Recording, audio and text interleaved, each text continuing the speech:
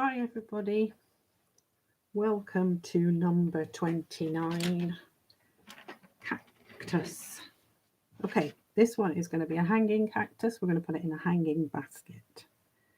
So a little rope coming down, and then we've got 1, 2, 3, and then we're going to put a basket on the bottom, like so. It's going to be a slightly sort of disjointed basket, which is fine because we're going to make it look like it's made from sort of shards of wood or something like that. Just put little triangular shapes into it like that. And then inside we're just going to have a leafy succulent growing out of the middle.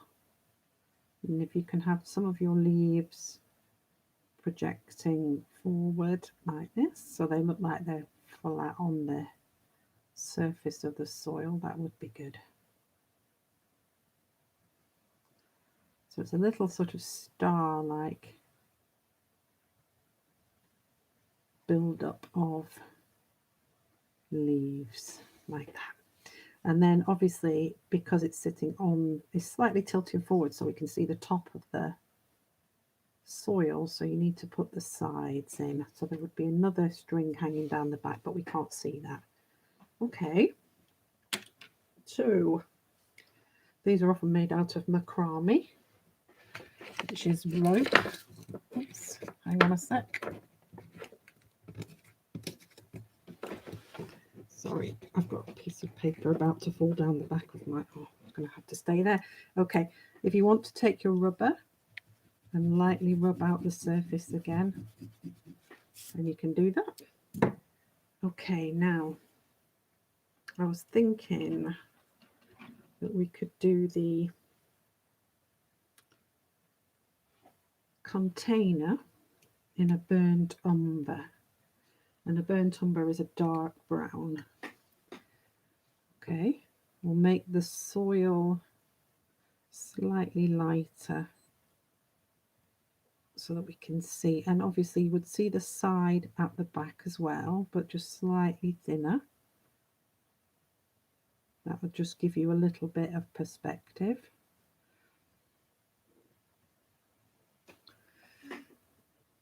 Block it in first,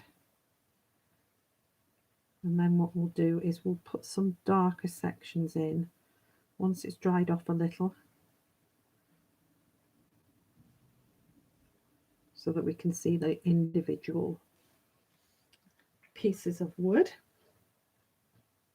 I think we'll put the rope section on after we've painted the plant. So let's think now, what have we not used? We've got quite a bit of yellow. Maybe we could use,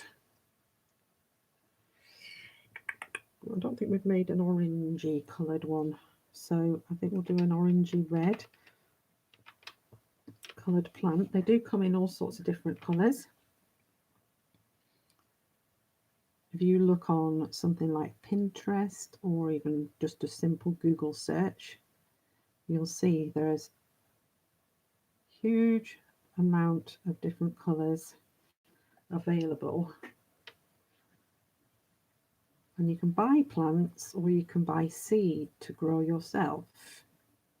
And I was looking at the bunny seed yesterday because I thought it might be nice to grow some for Easter, but they wouldn't be ready for this Easter. I'd have to plant them and then have them ready for next Easter, which is a long way away. Okay, let's put the rope in while we're waiting for that to dry, and I'm going to use a yellow ochre for that, which is that colour there.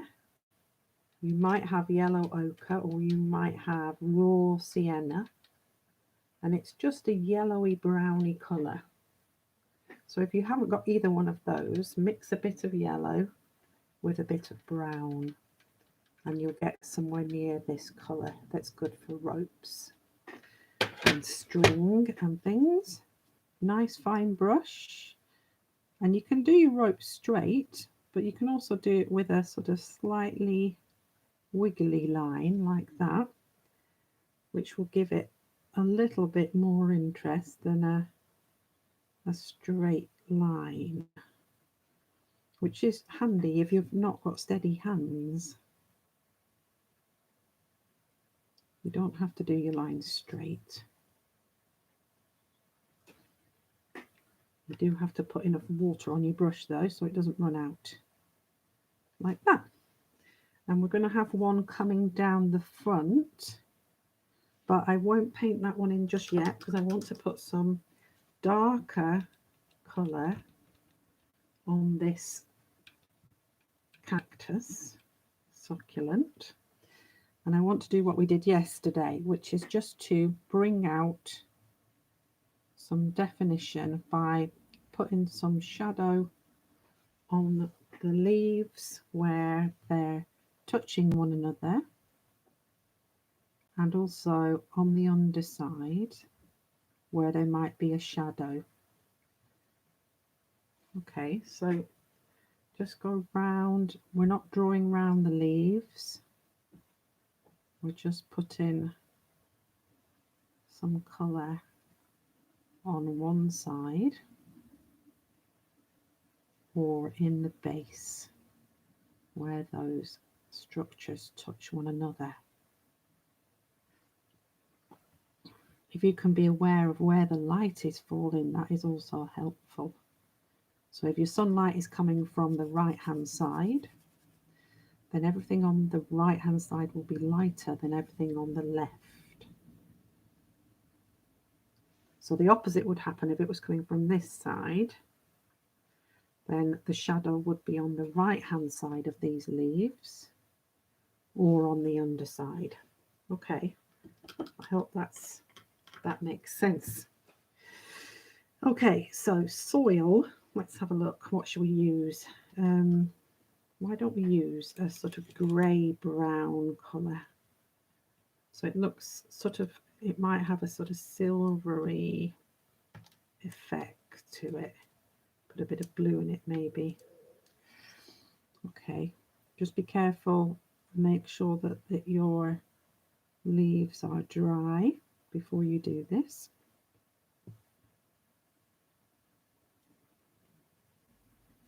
Into the underside of that. There we go. And to make it look bobbly or lumpy, I'm just going to take some straight brown. I'm just going to drop it in and let it spread a little. Can you see how that works? It's lovely. Okay, so while we're here, I'm going to put some lines on my basket.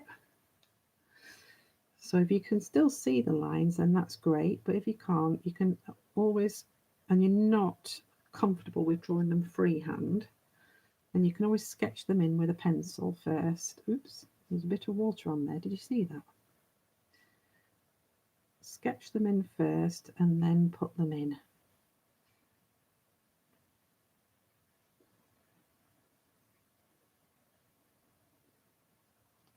There's the side.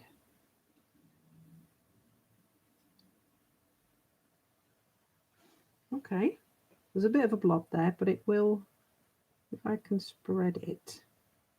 It's only water. It looks ever so dark, but once it's dry, that will fill in nicely. Okay, so we've got our soil.